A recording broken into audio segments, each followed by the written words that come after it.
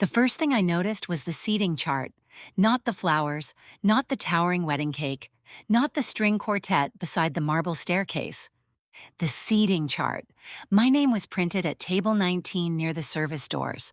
I was placed between two cousins I barely knew and a man from my brother's company who spent most of dinner checking baseball scores. My parents sat at table 1. My brother's closest friends had table 2. The bride's family occupied the tables near the dance floor. And me? I was close enough to hear dishes clatter from the kitchen. I stood there in my soft gray dress and pretended I did not care. I had spent 20 minutes choosing that dress because I knew anything I wore could become another joke. Too bright, and my brother would accuse me of seeking attention. Too expensive, and he would say I was showing off. Too simple, and he would tell everyone I looked broke. So I chose something quiet. Quiet fabric, quiet heels, quiet pearls. For years, that had been my role in my family. My name is Nora Bennett. I was 34 years old and my brother Caleb was 3 years younger. Since childhood, our family had always bent toward him. When Caleb joined the baseball team, my father bought him an expensive camera. When I earned a scholarship, my mother misplaced the letter beneath grocery coupons. At Thanksgiving, Caleb carved the turkey even when he ruined it. Everyone laughed, everyone applauded. I passed the roles. Whenever I talked about my work, my father would smile and ask about my computer job as if I fixed printers somewhere. Then Caleb would grin, still living with those roommates? That sentence always ended the conversation. But Maya and Lucas were not ordinary roommates. They were my co-founders. We had built our company together from almost nothing. We worked late nights and slept above our office when deadlines became impossible. We ate cold takeout over financial reports and celebrated tiny victories because nobody else understood how hard those victories had been. My family never asked enough questions to understand. They only heard Caleb's version. To them, I was the sister who had failed to grow up. That evening, the ballroom smelled of roses and vanilla frosting. Guests moved between tables while soft music played. Then Caleb took the microphone. I knew something was wrong the moment he looked directly at me. His bride, Claire, smiled proudly beside him. My mother raised her phone. My father straightened. Caleb tapped the microphone. Before we continue celebrating, he said I need to introduce someone special. A few guests turned toward me. My stomach tightened. Come on, Nora, stand up. I slowly rose from table 19. Caleb smiled. There she is. He paused just long enough to make everyone watch. Then he said the words that changed everything. Meet my loser sister who still lives with roommates. The ballroom erupted in laughter. I stood frozen with my champagne glass trembling in my hand. My mother looked down. My father stared at the floor. And Caleb laughed like he had just delivered the greatest joke of his life. Then the ballroom doors suddenly opened. A tall man in a dark navy suit walked inside. Caleb's smile changed immediately. His eyes widened. "Oh, wow," he said into the microphone. "Looks like my boss actually made it." The man stopped. Then he looked across the ballroom, straight at me. And suddenly I realized the night was about to change forever. The man in the navy suit crossed the ballroom without hurrying. His name was Victor Reed. He was the man who could change my brother's future. Caleb's boss. Victor stopped beside me and smiled. "Nora." He said my name warmly. The laughter disappeared. Caleb lowered the microphone. Victor stepped back and looked at me. "I'm sorry I'm late." The board meeting took longer than expected. Caleb finally found his voice. "Mr. Reed, I didn't know you were coming tonight, but after what I just heard, I think I should explain why I am here." My father suddenly stood. "What exactly is happening?" Victor looked at him politely. "Your daughter is leading the acquisition team that will finalize our company's ownership transition Monday morning." Caleb stared at Victor. "What?" Victor continued. "Nora and her partners have been working with our board for months. The final documents are ready. We only need her signature tonight." Caleb shook his head. "That doesn't make sense." Victor frowned. "Why not?" "Because she lives with roommates." Victor looked confused. "You mean Maya and Lucas?" Caleb said nothing. Victor nodded. "They are her co-founders. The three of them built the firm from the ground up." "Nora?" I finally looked at her. Yes, I stopped expecting anyone to understand me anymore. Her eyes filled with tears. "Why didn't you tell us? I tried, many times, but nobody listened." My father stepped forward. "We thought your company was still just an idea." I looked at him. That was because Caleb kept telling you it was. Caleb immediately raised his hands. I was joking. No, I said it quietly. You were not joking. The room became completely still. You told everyone I was broke. You told Claire I was unstable. You told Mom and Dad that I wasted money chasing childish ideas. Caleb's face turned red. This is my wedding, I know. I looked toward Claire, and that is why I never planned to say any of this tonight. Claire lowered her bouquet, then she turned toward Caleb. But you chose to humiliate her here. Caleb stared at his bride. Claire, you stood in front of my family and your coworkers and called your sister a loser. Her voice trembled. I cannot pretend that was funny. Caleb looked around desperately. Nobody laughed anymore. Victor cleared his throat. There is something else everyone should understand. He looked directly at Caleb. The acquisition includes a complete management review. Every senior employee will be evaluated. Caleb's face went pale. You cannot do that to me. Victor answered calmly, I am not doing anything to you. The board is. Caleb looked at me. Then I saw something I had never seen in his eyes before. Fear. For years he had controlled every family conversation with one joke. Tonight that joke had finally turned against him. I set my champagne glass down. My hands were no longer shaking. For the first time I realized I did not need my family to believe in me anymore. Caleb stared at me as if I had suddenly become someone he did not recognize. Maybe I had. For years, I had been the quiet sister who swallowed every insult because keeping peace seemed easier than fighting people who claimed to love me. But something had changed. I looked at my mother. When I told you about my first patent, she said, you should focus on something practical. My mother covered her mouth. I looked at my father. When I told you about our first major contract, you asked whether it was a real job. My father lowered his eyes. I continued. You never asked what we were building. You never asked why Maya and Lucas worked beside me. You only listened when Caleb talked. Caleb stepped forward. Nora, stop. That voice was familiar. It was the same warning he had used since childhood whenever I said something he did not want others hearing. I looked at him. No, one word, but it carried years of silence. You don't get to stop me anymore. Caleb's jaw tightened. This is supposed to be my wedding, and you used your wedding toast to humiliate me. Claire stepped between us. No, she looked at Caleb. You humiliated her. Caleb stared at his bride. Claire, please. She shook her head. I thought I knew you. Her words were quiet. That seemed to hurt him more than my accusations. Victor stood nearby watching everything without interfering. Then he spoke. Nora, the legal team is still waiting downtown. I nodded. I'll be there. My father stepped toward me. Can we talk first? Not tonight. His face fell. Nora, we're your parents, I know. And that was exactly why it hurt. I wanted parents who would ask questions before believing rumors. I wanted parents who would celebrate my achievements instead of comparing them with Caleb's. But wanting something did not make it real. My mother began crying. Honey, we never meant to make you feel less important. I looked at her. Intentions don't erase years. She had no answer. Caleb suddenly laughed. It was a nervous laugh this time. You really think you're better than everyone now? I shook my head. No, I think I finally stopped believing I was less than everyone. The room became silent again.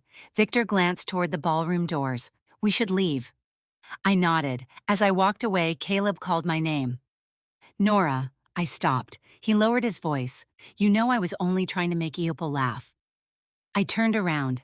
Then you should have chosen a joke that didn't require destroying someone else. He looked away. For once he had nothing to say. I walked through the lobby with Victor beside me. My phone started vibrating. First my mother, then my father, then Caleb, then Claire. Messages appeared one after another. Please come back, we need to talk. I am sorry, don't leave like this. I turned my phone face down. Outside the ballroom windows, the city lights glittered across the dark street. Victor opened the car door. You handled yourself well. I almost laughed. I didn't feel strong, I felt exhausted. But when the car pulled away from the hotel, I realized something important. The person my family had called a loser had just walked away from the room without begging anyone to stay. And for the first time in my life, I was not afraid of what they would say next. The city disappeared behind us as we drove downtown. I watched the lights through the window and tried to understand how one evening had exposed years of pretending. Victor remained quiet. That helped. I did not need advice, I needed space. When we reached the office tower, Maya and Lucas were waiting in the lobby. Maya saw my face and immediately walked toward me. What happened? I looked at her. Caleb gave a speech. Lucas winced. That bad? Worse. Maya pulled me into a hug. For a moment I let myself breathe. These were the people who had seen me fail without laughing. They had seen me cry over rejected proposals. They had stayed when investors walked away. They had never once called me a loser. Victor placed the legal folder on the table. We have 1 hour before midnight. Lucas opened the folder. Everything is ready. I stared at the papers. This was the moment we had worked toward for years. The company Caleb had mocked was about to become part of a much larger organization. Yet I felt calm. Maya noticed. You do not have to sign tonight if you need time. I shook my head. No, I am signing. Lucas smiled. Then let's finish what we started. I sat at the conference table. The first document was the ownership agreement. The second confirmed the transition. The third established the new management structure. I read every page. Victor answered every question. Nobody rushed me, nobody made jokes, nobody told me I was dreaming too big. At 11:57, I picked up the pen. My hand was steady. I signed my name, Nora Bennett. The room became quiet for 1 second. Then Maya smiled. Lucas opened the champagne. Victor raised his glass. To the woman who built this from nothing, I smiled. To the people who believed in me before anyone else did. We touched glasses. My phone vibrated again. This time it was Claire. I hesitated before opening the message. I am sorry. I did not know what Caleb had been telling everyone. I should have stopped him sooner. I stared at the words. Then another message appeared. I am not asking you to forgive him tonight. I only want you to know that I finally understand. I placed the phone down. Maya looked at me. You okay? I nodded. I think I will be. But across town, Caleb was facing a night he never expected. His wedding guests were talking. His coworkers had questions. His bride had stopped smiling. And his parents were beginning to realize that the daughter they had treated like an afterthought had become the person controlling the future of his company. The next morning would bring meetings, reviews, questions, consequences. But I knew one thing. I was not going to use my power to destroy Caleb. That would make me exactly like him. I only wanted the truth to stand on its own, and by morning everyone would finally see it. Monday morning arrived before I had slept. At 8, the management review began. I entered the conference room with Maya and Lucas. Victor sat at the head of the table with board members. Caleb arrived 3 minutes late. He looked nothing like the groom from Saturday night. His tie was loose, his eyes were tired. He sat down without looking at me. Victor opened the meeting. This review concerns performance and leadership conduct. Caleb swallowed. I listened while the board examined his sales numbers. His department had missed targets for 3 quarters. Employees had submitted complaints about his behavior. He interrupted meetings. He took credit for other people's work. He mocked junior employees when they challenged him. I knew none of this. Or perhaps I had known the pattern without knowing the details. Caleb finally looked at me. Are you doing this because of Saturday? I answered honestly. No. Then why? Because the review is based on your work. Victor nodded. Every manager receives the same evaluation. Caleb leaned back. I thought you would protect me. Those words surprised me. After everything he had done, he expected protection. I looked at him. I protected you for years. You never asked me to. You never needed to. You simply expected it. The room became silent. Caleb rubbed his forehead. I was jealous. I had never heard him admit that. He continued. Everyone always talked about how smart you were. Our parents praised your grades. Teachers liked you. You built something while I was still trying to prove myself. I waited. Then he said the part that mattered. I thought if I made you look small, I would feel bigger. My chest tightened. That was the truth I had waited to hear. Hearing it did not erase anything. I told him jealousy explained his behavior. It did not excuse it.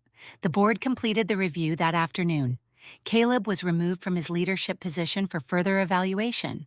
He was not fired. I had never asked for that. He could keep his job by proving he could change when the meeting ended. Caleb stopped me in the hallway. Nora, I turned. I am sorry. There was no audience, no microphone, no laughter, just siblings standing under office lights. I believed him. But forgiveness was not trust, I told him that. He nodded, then he walked away. That evening, my parents came to my office. My mother hugged me. My father apologized. They admitted they believed Caleb because his stories were easier than the truth. I listened. Then I told them I loved them. But love did not mean returning to my old self ever again. My mother cried. My father nodded. For the first time, they accepted my boundary without arguing. As they left, I looked around the office.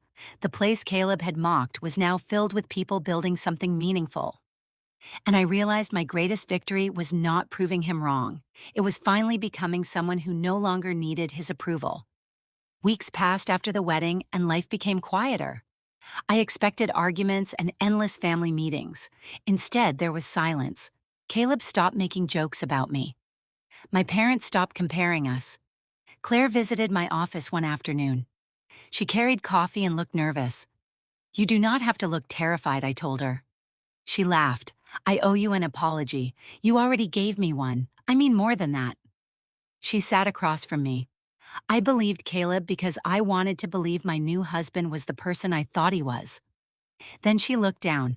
I should have asked questions. I nodded. People rarely ask questions when answers might make their world uncomfortable. Claire looked at me. "Are you ever going to forgive him?" I thought. "I forgive him for being insecure. I do not forgive what he chose to do with that insecurity." She accepted that. Then she smiled. "He is trying." I know Caleb had started Thera. He apologized to several coworkers. He admitted when others deserved credit. He was still learning change was finally coming from him rather than being demanded by everyone around him. My own life changed too. The acquisition completed. Our company grew faster than I expected. Maya became head of operations. Lucas took over product development. I became chief executive of the new division. The people my family called roommates now had offices overlooking the city. One evening, my father called. He asked if I wanted dinner. I hesitated. Then I realized boundaries did not have to become permanent walls. I agreed. We met at a small restaurant. My mother brought an old photograph. It showed me and Caleb as children. We were sitting beside each other on our front steps. I barely remembered that day. My mother touched the picture. "I wish I had protected you better." I looked at her. "I wish you had too." She nodded. There was no excuse, just honesty. My father reached across the table. "We are proud of you." Once those words would have meant everything. Now they simply felt nice. That was enough. After dinner, I walked outside alone. The air was cool. The city moved around me. I realized I had spent years waiting for one perfect moment when my family would finally recognize my worth. That moment never came. Instead, I learned something better. My worth had never depended on their recognition. I did not need Caleb to regret insulting me. I did not need my parents to rewrite the past. I did not need strangers at that wedding to remember my name. I only needed to remember it myself. Nora Bennett, funder, lead, sister, daughter, a woman. And finally, someone who understood that being loved should never require becoming smaller. When I reached my car, my phone buzzed. It was Caleb. I opened the message. "I am proud of you." I smiled. Then I replied with 3 words. "Thank you, Caleb. Nothing more, nothing less." And somehow that was enough.